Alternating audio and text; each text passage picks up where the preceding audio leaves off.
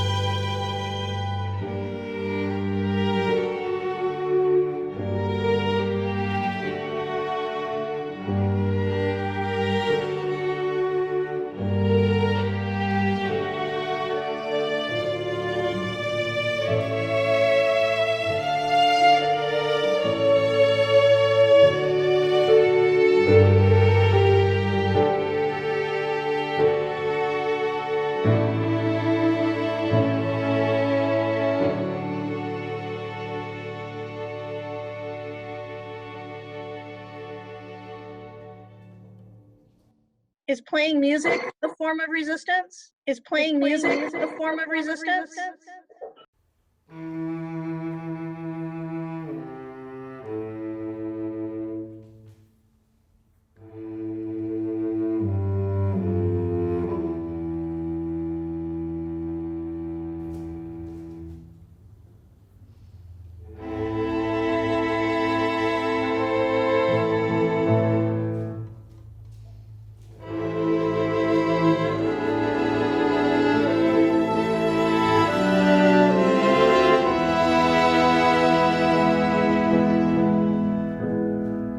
After World War I, Germany lost 13% of its territory and was forced to pay reparations to other countries. Defeated and humiliated, and with its economy collapsing, Germany elected the Nazi Party and made Adolf Hitler chancellor. Hitler claimed he could return Germany to its former greatness and blamed the Jews for Germany's problems. Hitler and the Nazis gradually solidified their grip on the government until Hitler was dictator of Germany. They believed that the German people were a superior race called the Aryans, destined to rule the world. They believed that the Jews were an inferior race that had poisoned Germany. At first, Jews were required to register and their rights were gradually taken away. They were not allowed to own businesses or to have certain jobs. In 1933, Jewish scientist Albert Einstein left Germany when it became illegal for Jews to have jobs at universities. In 1935, Germany decreed that Jews could not be German citizens. As Germany invaded more of Europe, it seized control of Austria, Czechoslovakia, and Poland. Millions of Jews lived in these territories, and the Nazis began to transport them to ghettos and concentration camps. Between 1941 and 1945, 6 million Jews were murdered by the Nazis. Many of them were killed in gas chambers in concentration camps, and others were shot to death. The Nazis also murdered millions of other people they considered inferior, including Slavs, Roma, handicapped people, and homosexuals.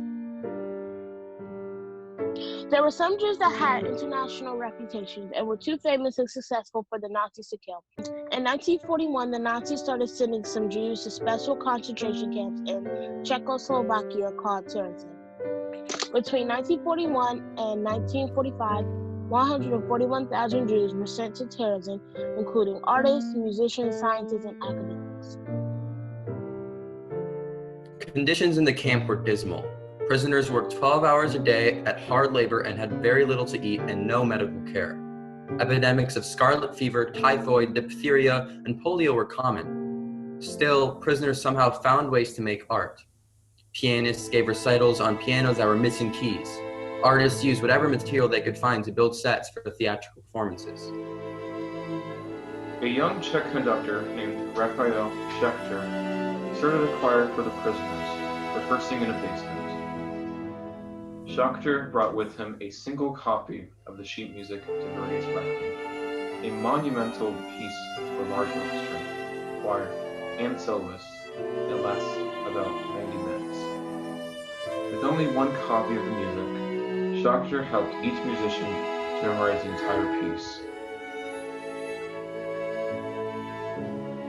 Although Verdi's Requiem is a Catholic mass, the music sounds very angry and vengeful.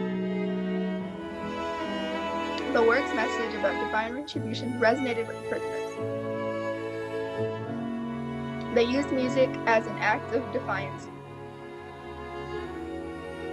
Even when the members of the choir were killed or deported, Schächter would recruit new musicians and teach them the music. Between 1942 and 1944, they performed this piece 15 times.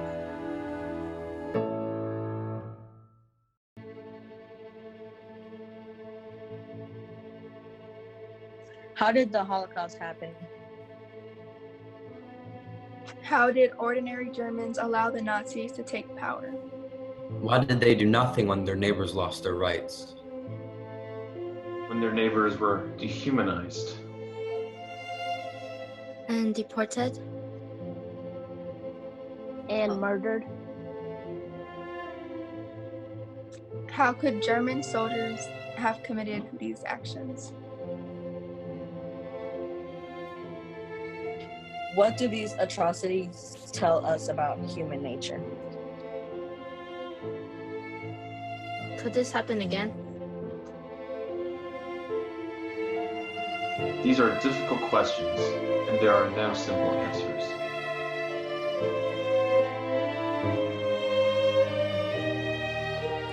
Some Germans risked their lives to help Jews. Many of them sacrificed their lives. Thousands of people throughout Europe, Africa, the Middle East, Asia, and the Americas stood up against injustice and helped Jews to escape the Nazis. How can we prevent such atrocities from happening again?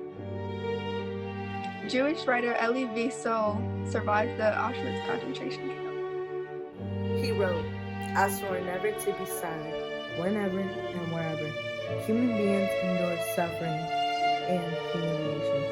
We must take sides. Neutrality helps the oppressor, never the victim. Silence encourages the tormentor, never the tormented." Is playing music a form of resistance?